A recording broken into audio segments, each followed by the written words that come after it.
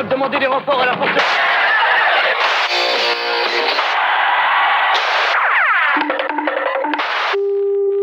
Histoire de la télévision vous propose ce soir et la télé inventa l'incommunicabilité. Je n'ai jamais été très pour l'irruption de la télé dans notre foyer. J'ai toujours trouvé que ça coupait la communication au sein même de la famille. Oh, quand il a cet air-là, c'est qu'il pense que la télé coupe la communication au sein même de la famille. De toute façon, pour ce qu'on se parlait avant. Heureusement que tu es là, toi mon petit biquetitou. Pourvu qu'elle se soit pas aperçue que je lui ai piqué 20 balles dans son sac. Je vous rappelle que la une est à vous. Pour toute cet après-midi, vous téléphonez SVP 1111 et tout de suite le feuilleton de science-fiction qui a su le plus de suffrages. Tout commence par un homme qui va tout toilette.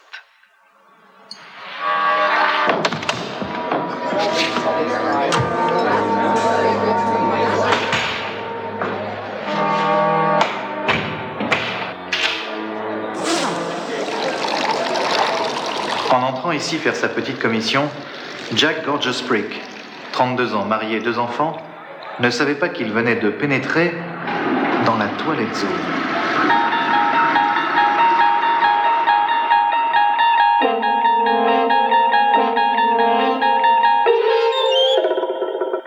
Regarde-moi ça. Va leur parler maintenant qu'il y a le feuilleton qui a les plus gros suffrages. Vas-y, va leur expliquer que Lopez est passé chef des ventes et que moi je vais devoir attendre encore 2 ans pour ma promo. Pourtant, au début, il me semble qu'on se parlait plus. Il avait toujours des choses à me raconter. Je me souviens comme il me faisait rire. Des fois. Oh là, sa tête, elle s'en est aperçue. Hein. Le piège est en train de se fermer sur moi. Mais comment vais-je faire Nous sommes transportés dans une autre dimension. Une dimension faite non seulement de paysages et de sons, mais surtout d'esprit. Il y a quelqu'un. Je suis coincé à l'intérieur. C'est le loquet qui doit être bloqué. Un voyage dans une contrée sans fin dont les frontières sont Je sais que vous êtes là. Êtes-vous sourd? notre imagination. Je vais vous l'écrire sur un bout de papier. Tiens, ouais.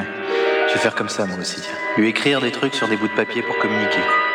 Chère Ève-Marie Bois Doré, épouse Gilet, je vous fais remarquer par la présente que vous avez un bout de salade sur la joue.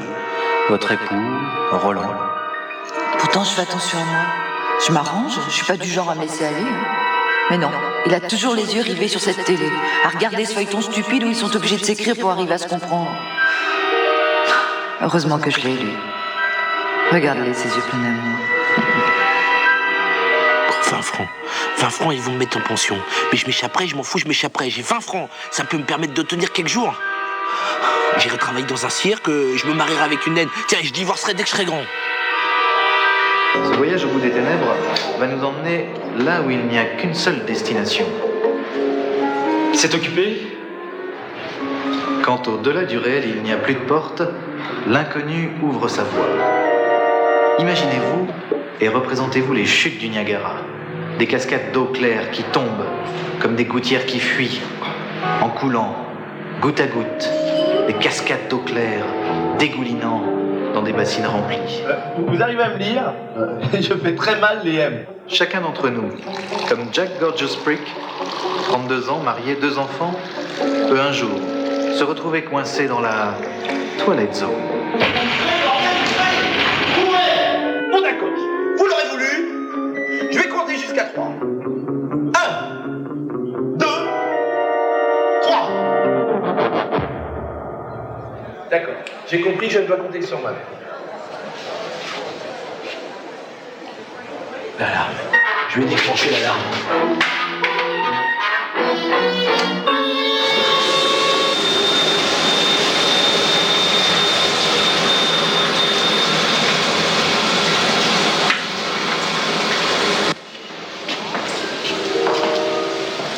Je te jure, il y a 5 minutes, il y avait le mec de la télé.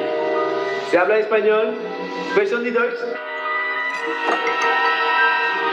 Bah lui, qui c'est? You speak English? Je sais pas, mais c'est pas une vedette, on voit jamais. I'm alone in Syria.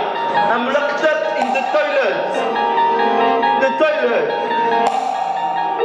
You got the towel? Remarque, il n'y a pas que la télé. Hein. C'est vrai qu'on peut pas parler de tout devant lui aussi. C'est vrai que j'ai peut-être un peu délaissé Roland pour mon petit Gilot. Regarde s'il est beau.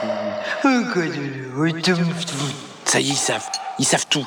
Je dois rompre le silence. Oui, c'est vrai. C'est moi qui les ai pris. J'en avais besoin. Vous comprenez pas, j'en avais besoin.